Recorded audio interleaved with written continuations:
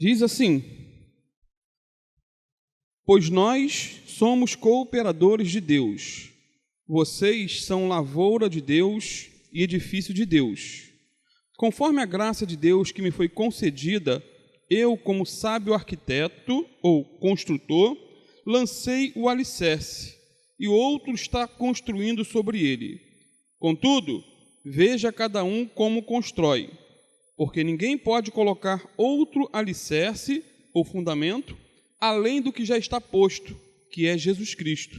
Se alguém constrói sobre esse alicerce, usando ouro, prata, pedras preciosas, madeira, feno ou palha, sua obra será mostrada, porque o dia a trará a luz, pois será revelada pelo fogo, que provará a qualidade da obra de cada um. Se o que alguém construiu permanecer, esse receberá recompensa. Se o que alguém construiu se queimar, esse sofrerá prejuízo. Contudo, será salvo como alguém que escapa através do fogo. Santo Deus, em nome de Jesus, essa é a tua santa palavra, Pai. Eu peço que o Senhor venha falar aos nossos corações nessa noite, para a tua glória e em nome de Jesus. Amém, queridos? Podem sentar-se. Cada um veja como edifica. É a chave aí do versículo 10. Queridos, a igreja de Corinto tinha problemas seríssimos. Como toda igreja tem problema. Toda igreja é constituída de gente, né? E onde tem gente, tem problema. Problemas esses que muitas igrejas enfrentam ao redor do mundo.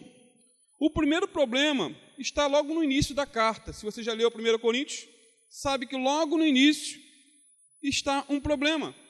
Existiam grupos dentro daquela igreja, escolhendo para si uma personalidade, tomando para si o pregador que mais gostava, o pastor que mais gostava. Uns diziam, eu sou de Paulo, outros, eu sou de Cefas, outros ainda diziam, eu sou de Apolo. Tinha até aqueles que diziam, eu sou de Cristo, não sirvo a homem, não presto contas a homem, eu sou discípulo de Jesus e não estou nem aí para pastor, não estou nem aí para Pedro, Paulo, Tiago, João. Esses são os piores. Parece que o problema maior era que um grupo achava que devia seguir Paulo e o outro grupo achava que devia seguir Apolo, dentro desse contexto geral aqui da carta. E quando Paulo escreve aqui, é para combater essa polarização entre Paulo e Apolo, entre ele e Apolo. Isso porque Paulo e Apolo, eles não eram adversários, não eram inimigos, mas cooperadores da mesma obra. Eles eram amigos e não inimigos, né? E no verso 9, Paulo diz, porque de Deus somos cooperadores. Está falando, olha, eu e Apolo, nós somos cooperadores da mesma obra, não somos adversários. E é interessantíssimo que Paulo usa duas figuras aí para a igreja nesse texto. Ele usa a figura do edifício e usa a figura de uma lavoura, no texto que nós lemos. Porém, ele vai desenvolver não a figura da lavoura, mas sim a figura de um edifício, de uma construção. E é interessante isso. Ele afirma que, sendo o fundador da igreja, pôs o fundamento, o alicerce do edifício. E disse que esse alicerce, ou fundamento, é Jesus Cristo. Ele fundou aquela igreja de Corinto, humanamente falando. Mas o alicerce era Jesus, o eterno Filho de Deus. Diz ainda que a igreja só pode ter um fundamento. Ele afirmou. E esse fundamento, ele diz, não sou eu. Esse fundamento é Jesus, o Filho de Deus. Isso porque qualquer outro fundamento é heresia, é apostasia. Desenvolvendo então a figura, Paulo se apresenta como um arquiteto. No verso 10 ele diz, segundo a graça de Deus que me foi dada, certo? Lancei o fundamento como prudente construtor. Então, fazendo um resumo do texto que lemos, Paulo disse: eu sou o arquiteto desse edifício. Eu pus o fundamento, que é Jesus Cristo. E Apolo vem edificando sobre esse fundamento. Apolo está ali edificando a igreja de Corinto. E no desenvolvimento da figura, Paulo mostra que ele é o arquiteto, Jesus o alicerce, e os crentes são simples pedreiros nessa grande obra. Eu e você somos pedreiros na obra de Deus, ou até ajudantes de pedreiro, né? Para humilhar mais o nosso ego. E esses crentes, né, eles estavam construindo uma igreja, não uma igreja física, mas a igreja espiritual, o templo santo do Senhor. E, por fim, no final do verso 10, que é a chave de todo o pensamento, Paulo diz: porém, cada um veja como edifica. É como se Paulo dissesse o seguinte: vocês, membros da igreja de Corinto, vocês estão construindo um prédio, um edifício que se chama a Igreja de Nosso Senhor Jesus nessa cidade. Vocês são os pedreiros, portanto, vejam como estão construindo. Sendo assim, queridos, eu quero analisar com os amados, né, 3 figuras que aparecem nessa parte do texto que eu li no início. 3 figuras: o fundamento, o material e a prova desses materiais. É sobre esses 3 pontos que o texto aborda. A primeira figura é o fundamento, que está aí no versículo 11, quando diz que ninguém pode pôr outro fundamento além daquele que já está posto, o qual é Jesus Cristo. Então, a igreja tem um fundamento, um alicerce, que não é o pastor. Esse alicerce não é a denominação a qual congregamos, mas Jesus Cristo.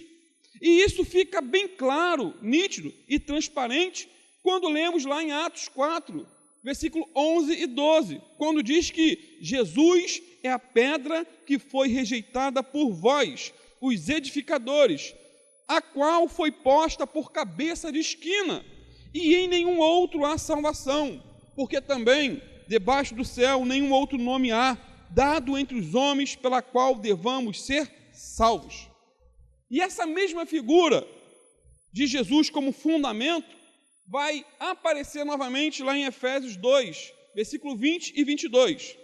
Vejam o alicerce sobre a qual vocês se encontram agora, os apóstolos e os profetas, e a pedra de esquina do edifício é o próprio Jesus Cristo. Nós, os que cremos, somos cuidadosamente colocados juntamente com Cristo como partes de um templo a Deus, belo e em constante crescimento. E vocês também são unidos a Ele e uns aos outros pelo Espírito e formam parte dessa morada de Deus. E 1 Pedro 2,6 conclui essa figura de Jesus como fundamento, dizendo: tal como as Escrituras declaram, eis que estou enviando Cristo para ser a preciosa pedra de esquina da minha igreja, cuidadosamente escolhida, e eu nunca decepcionarei aqueles que confiam nele.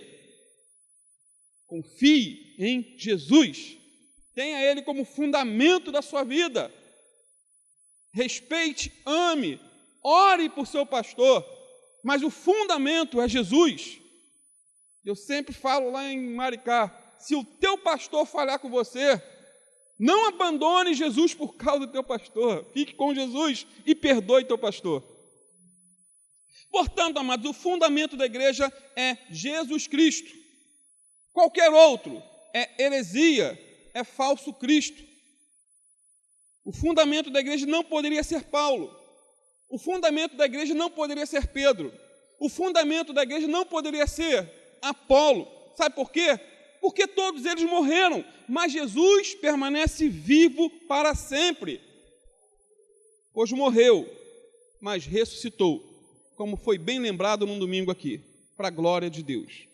E a discordância de Paulo com a igreja de Corinto, queridos, era que eles queriam fundamentar suas vidas em homens, Eles estavam fundando a vida em homens, em líderes humanos.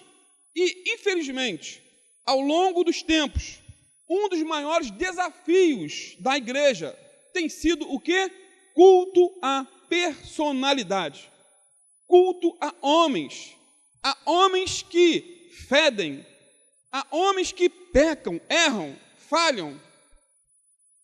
O que não faltam são pessoas que se congregam ao redor de um líder humano e não ao redor de Jesus, o eterno Filho de Deus. Queridos, é trágico quando uma igreja passa a orbitar ao redor de uma pessoa, ou quando alguém dentro da igreja deseja que tudo seja centralizado em si, como se ele fosse o fundamento da igreja. Isso é trágico, terrível. Amados, historicamente, temos um fundador da igreja bíblica cristã, que é o nosso amado pastor Alan, amém? Ele é o fundador humano da igreja bíblica cristã.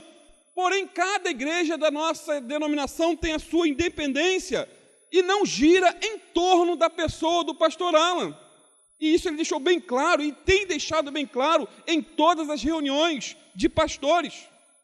A igreja local lá de Maricá tem um pastor que sou eu, mas eu não quero nunca que essa igreja gire em torno de mim, da minha pessoa, mas em torno da pessoa de Jesus.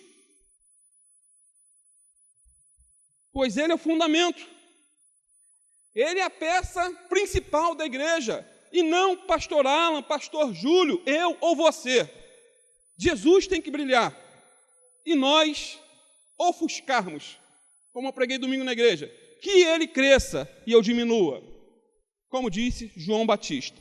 E quando lemos os versos 4 e 5, aí, de 1 Coríntios 3, encontramos o seguinte: pois quando alguém diz, eu sou de Paulo, e outro, eu sou de Apolo, não estão sendo mundanos? Afinal de contas, quem é Apolo? Quem é Paulo? Apenas servos por meio dos quais vocês vieram a crer, conforme o ministério que o Senhor atribuiu a cada um. É linda essa retórica de Paulo. Quem sou eu? Eu sou nada. Quem é Apolo? Quem é Pedro? E o tempo mostrou, em certo sentido, que eles não eram nada, morreram, estão enterrados. Para Deus estão vivos, mas Jesus continua, permanece, nos sustentando, nos perdoando, nos levantando. Ou seja, queridos, qualquer pastor nunca deve presumir que ele é o fundamento da igreja. Ele é apenas servo e nada mais. Tem até um hino do Grupo Logos, se eu não me engano. Servo e nada mais. De vez em quando, encontramos pessoas que presumem que são insubstituíveis na obra de Deus. Só que o cemitério está cheio de pessoas insubstituíveis. O único insubstituível da igreja é Jesus. Falei domingo também. Se eu morresse de domingo para segunda, na segunda já teria outro no meu lugar. Eu não sou insubstituível. Não sou. Alguém já disse que os cemitérios estão cheios de pessoas insubstituíveis. E é verdade. E Paulo insiste nisso, querido, quando diz aí no verso 9, pois nós somos o quê? Cooperadores de Deus. Vocês são lavoura de Deus e edifício de Deus. É interessante que os estudiosos do grego, e eu não entendo nada de grego, muito menos do português, pouquíssimo, mas os estudiosos do grego dizem que a construção do verso 9 é bem interessante quando diz assim, no grego, de Deus cooperadores, de Deus lavoura e de Deus edifício.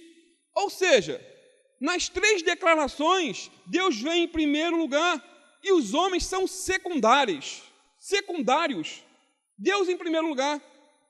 Homens são passageiros, homens são limitados, Deus é ilimitado. Mas tudo, diz a palavra, vem de Deus. E é isso que Paulo diz aí no versículo 7. de modo que nem o que planta, nem o que rega são alguma coisa, mas unicamente Deus que efetua o crescimento. Sendo assim, queridos, a igreja não pode ter senhores humanos. A igreja não pode ter acionistas majoritários, como se fosse uma empresa.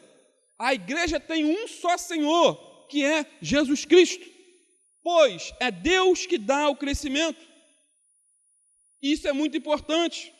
A busca de crescimento, hoje em dia, em muitos lugares, é como que uma febre, é um câncer na igreja. Muitos pastores, na ânsia de ver multidões enchendo as suas igrejas, abriram mão da doutrina bíblica e se venderam ao pragmatismo, que é tão comum em nossos dias. O que é o pragmatismo? Se está dando certo, é porque é certo. Se está dando certo, então, pastor, é porque é certo, vamos continuar. A igreja está enchendo. As entradas estão aumentando. Está dando certo.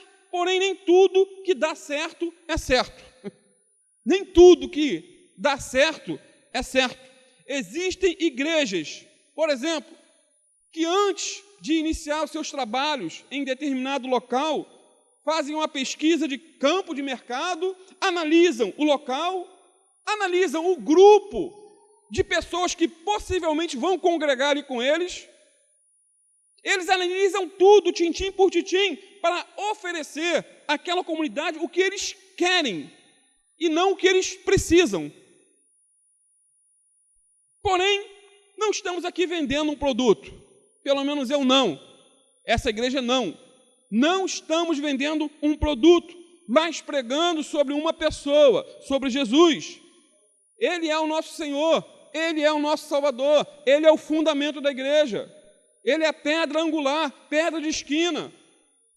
A igreja não é uma empresa, não, mas um edifício que está sendo construído com a ajuda de cada um de vocês, cada um de nós, mas que o fundamento é Jesus Cristo, nosso único, suficiente e eterno Salvador. Portanto, a igreja é um edifício, Jesus é o fundamento, Paulo o arquiteto, e nós apenas os pedreiros. Portanto, veja cada um como edifica. Sendo assim, amados, já vimos que Paulo foi o arquiteto e Jesus o fundamento. Agora vejamos o material usado nessa construção. Aí, a corda aperta. 1 Coríntios 3,12. Se alguém constrói sobre esse alicerce, usando ouro, prata, pedras preciosas, madeira, feno ou palha, depois vai falar um pouquinho mais. Paulo usa aqui, ou apresenta, 6 tipos de materiais. 3 são resistentes e 3 são passageiros. Os resistentes ou os duradouros são o quê? Ouro, prata e pedras preciosas. E os passageiros e fracos são madeira, feno e palha. Como estamos construindo a igreja, que somos nós.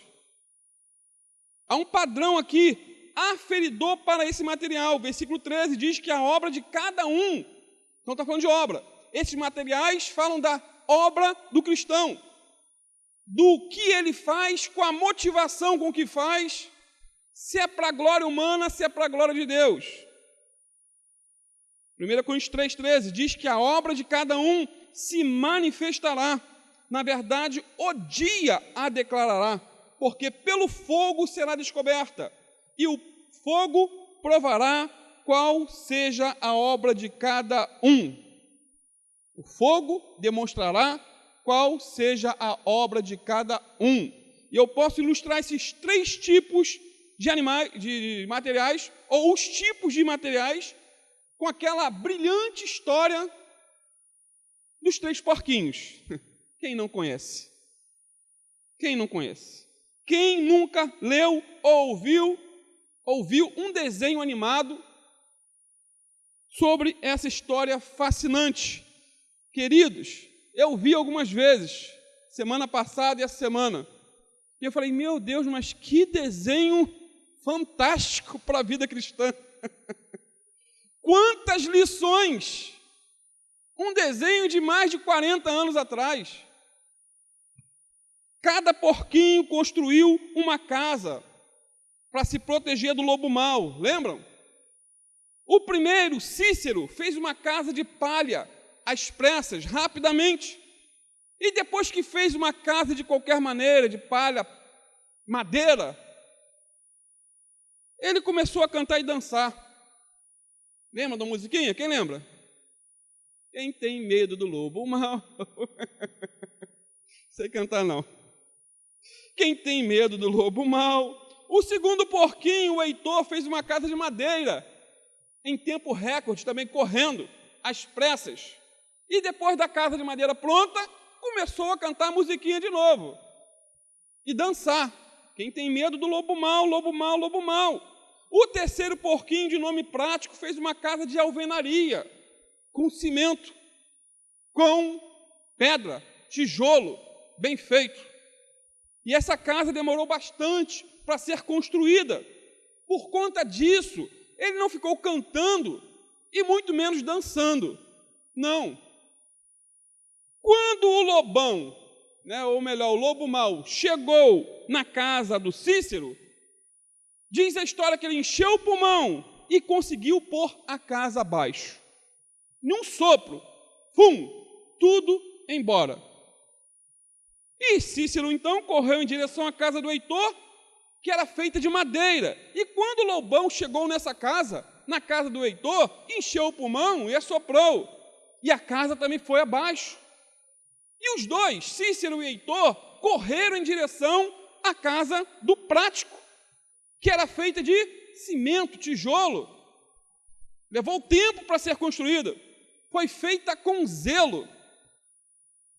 E mais uma vez o lobão chegou, encheu o pulmão e assoprou, assoprou e assoprou, mas a casa não caiu, pois os materiais usados nessa construção eram resistentes.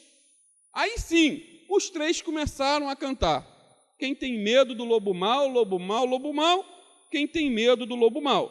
Queridos, o lobo mau aqui, o lobão, é o diabo, o nosso adversário.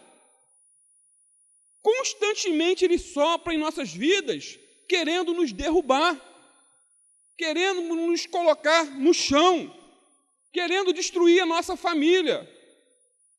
Mas aquele que tem sua vida alicerçada em Cristo, que é a rocha, esse não cai. Não cai, não desmorona. Aquele que ouve a palavra de Cristo e pratica, fica de pé. Quando os ventos sopram e quando os rios dão com ímpeto sobre a sua casa. E é disso que Jesus falou, lá em Mateus 7, 24 a 27.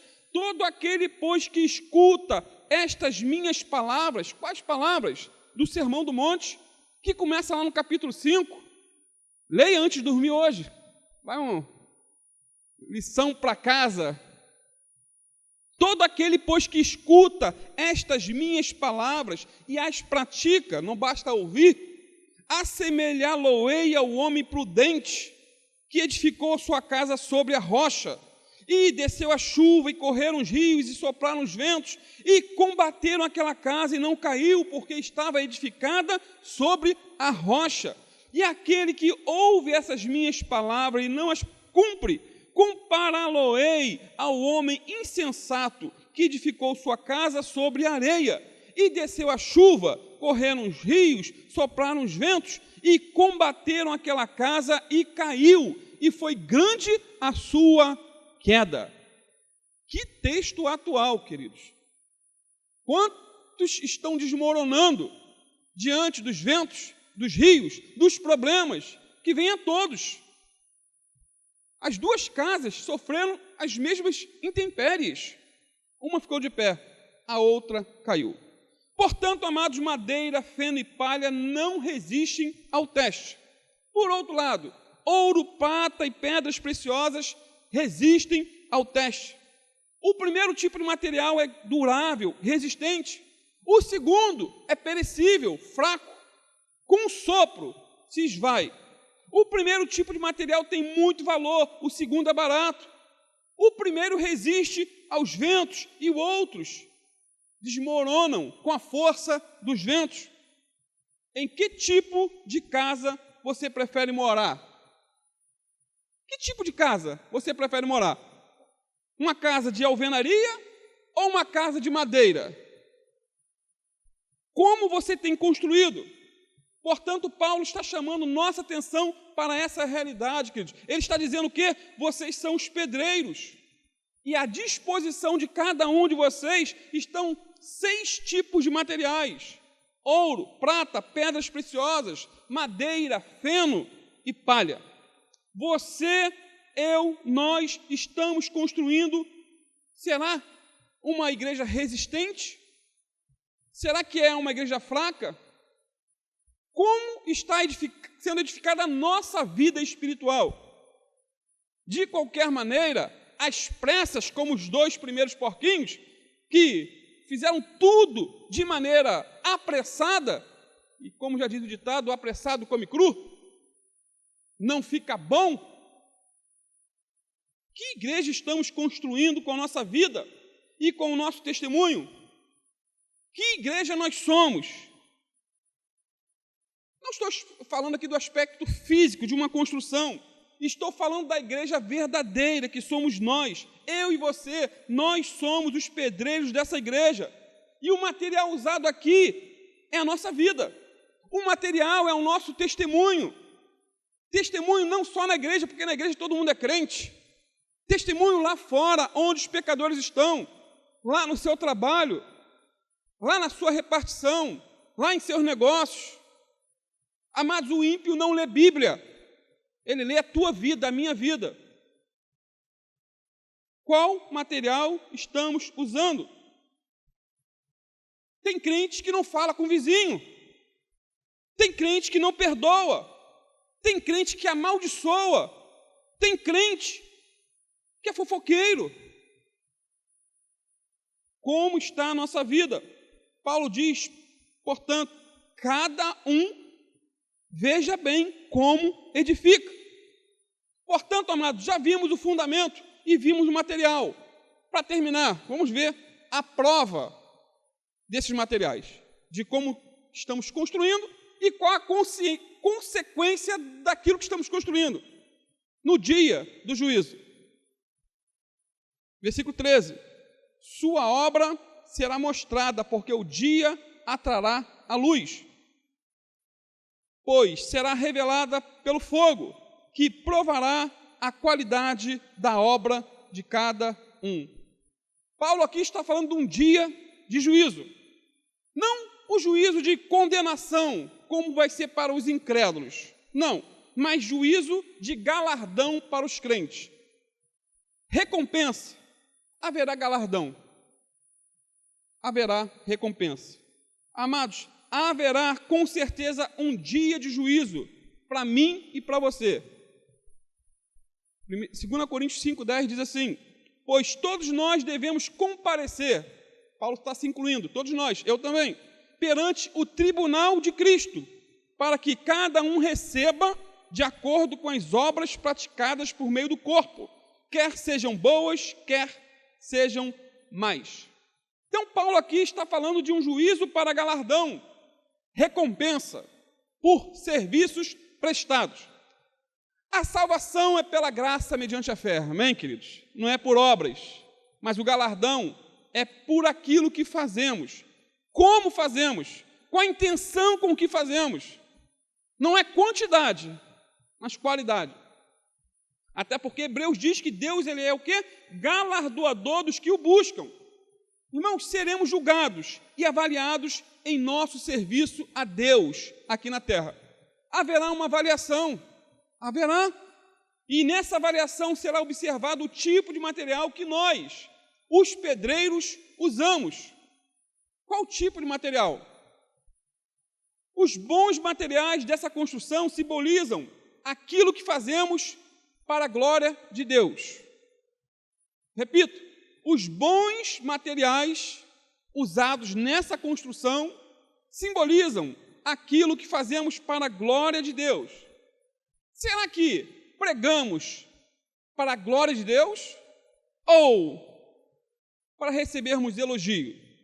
Será que estamos na frente aqui louvando para glorificar Deus ou para receber tapinha nas costas?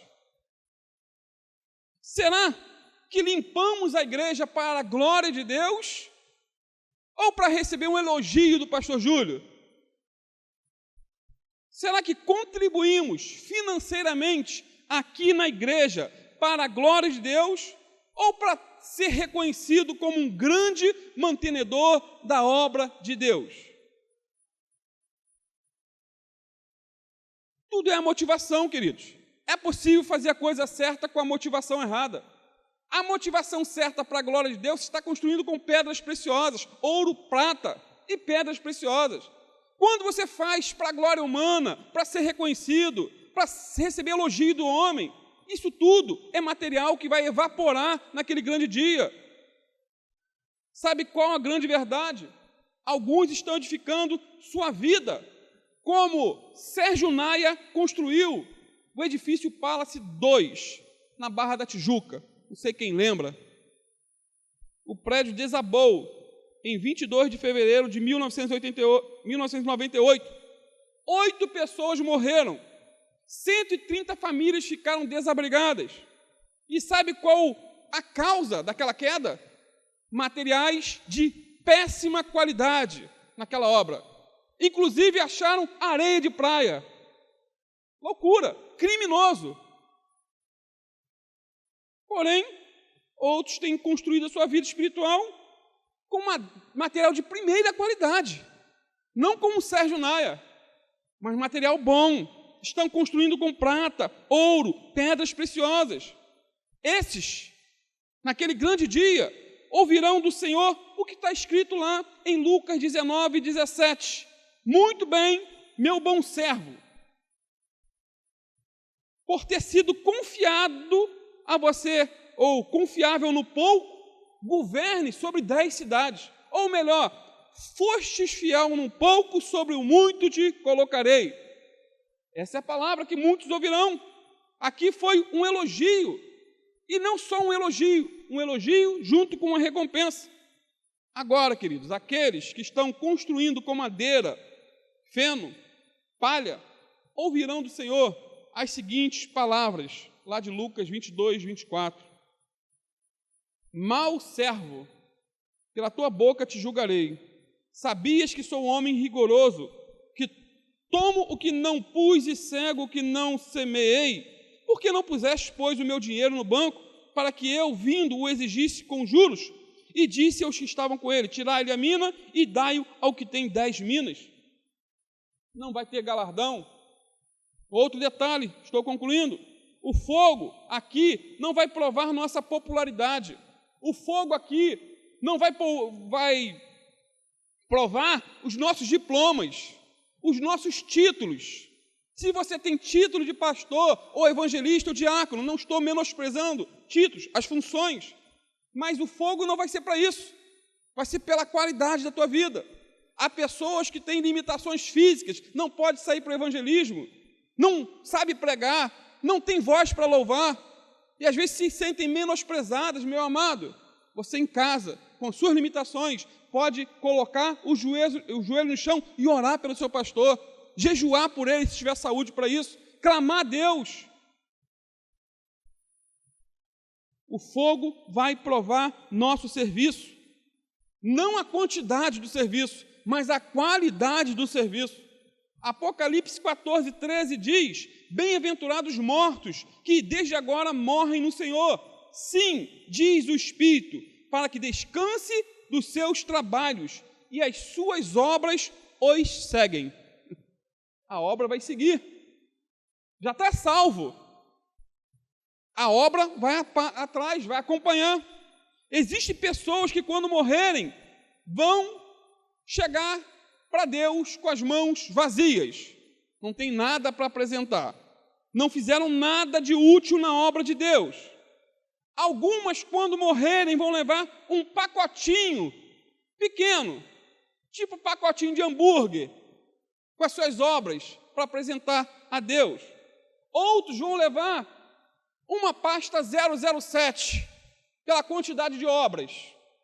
Outros ainda vão precisar de uma mala bem grande, uma mala de viagem. Outros vão precisar de uma Kombi, de tanto serviço. Estou usando só figuradamente. Que prestaram a Deus. Tem até aqueles que vão precisar de um container de tanto que fizeram para o Senhor, com qualidade, não com quantidade. Agora, pessoas do tipo do apóstolo Paulo, vão precisar de um trem cargueiro para levar as obras diante do Senhor. Eu te pergunto, quando chegar aquele grande dia, como iremos nos apresentar diante de Deus? Com a mão abanando? Com um pacotinho? Com a maleta de mão? Mala de viagem? Kombi? Container? Ou com um trem cargueiro? Por isso, veja cada um como edifica. Faça tudo para a glória de Deus. Não queira status, não queira visibilidade. Que Jesus cresça e nós diminuamos. Vamos orar. Quero te convidar a ficar de pé.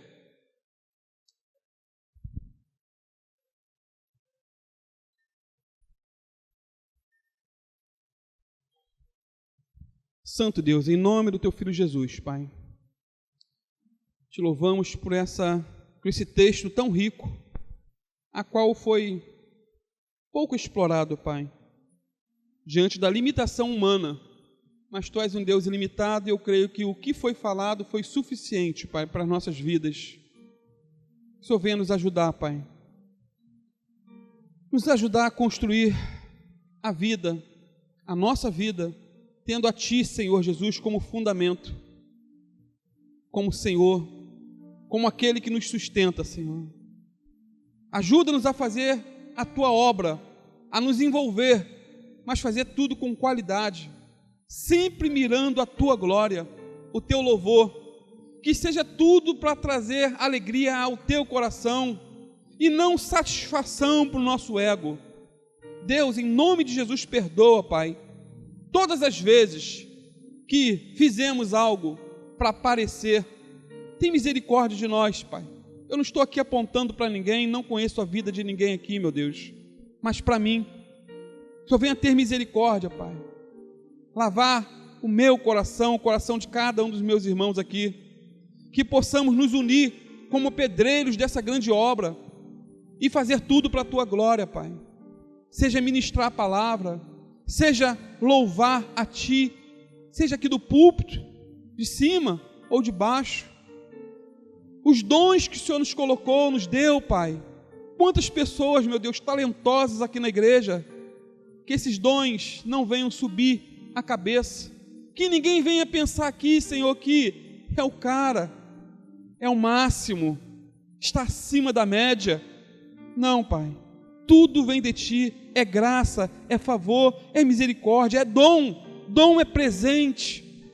Que possamos ter isso, Senhor, no coração, que possamos construir a nossa vida sobre o fundamento que é Jesus, a casa construída sobre a rocha, que é a prática da Tua palavra, que possamos ser como aquele terceiro porquinho, o prático, que construiu a casa dele, com tijolo, com ferro, com cimento, e quando o lobo mau assoprou, ela não caiu.